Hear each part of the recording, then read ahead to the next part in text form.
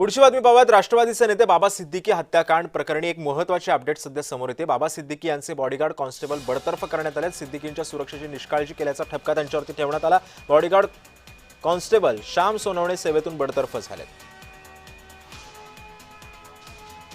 या संदर्भात पुन्हा एकदा जाऊयात। माझी सहकारी ज्योत्सना गंगणे सध्या आपल्या सोबत आहे। ज्योत्सना, बाबा सिद्दीकींच्या हत्या प्रकरणामधले अनेक नवनवीन अपडेट्स आता समोर येत आहेत। बॉडीगार्डची आता बडतर्फ करण्यात आलेला आहे। श्याम सोनवणे यांना सेवेतून बडतर्फ करण्यात आले।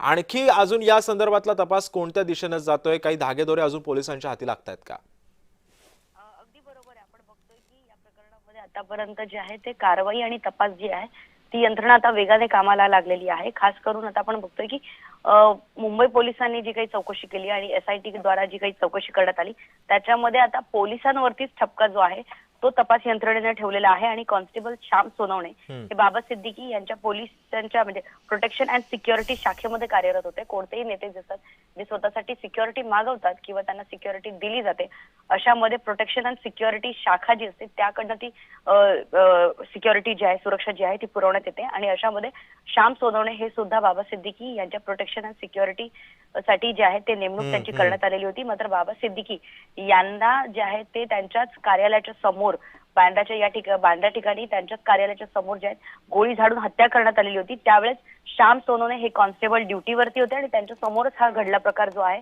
तो हत्याकांडाचा प्रकार झालेला होता। आणि त्याचमुळे त्यांनी ड्युटीमध्ये निष्काळजीपणा केला असल्याचा आरोप जो आहे तपास यंत्रणांकडून ठेवण्यात आलेला आहे।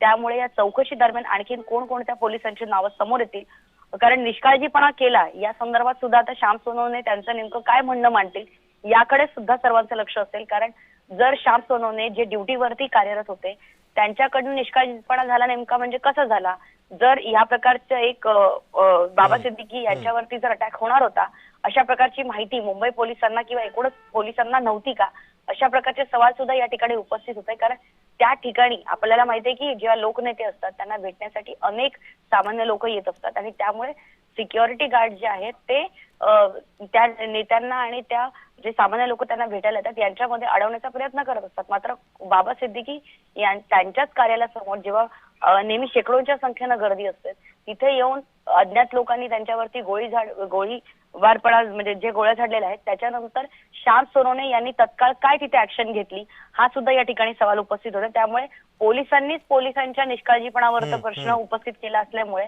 आता पोलीस तपास यंत्रणेवरती एक सवाल आहे सामान्य जनता सुद्धा विचारत आहेत। मात्र आता श्याम सोनवणे यांची बडतर्फची कारवाई केल्यानंतर श्याम सोनवणे हे त्यांची बाजू नेमकी काय म्हणून मांडतात नक्कीच जोसना, त्यामुळे श्याम सोनवणे आपली बाजू काय मांडतात हे सुद्धा येत्या काळामध्ये आपल्या समोर येईलच। या तपासामध्ये आता नेमके काय धागेदोरे लागतात हे सुद्धा पाहणं तितकंच महत्त्वाचं ठरणार आहे। धन्यवाद जोसना, तू दिलेल्या सविस्तर माहितीबद्दल।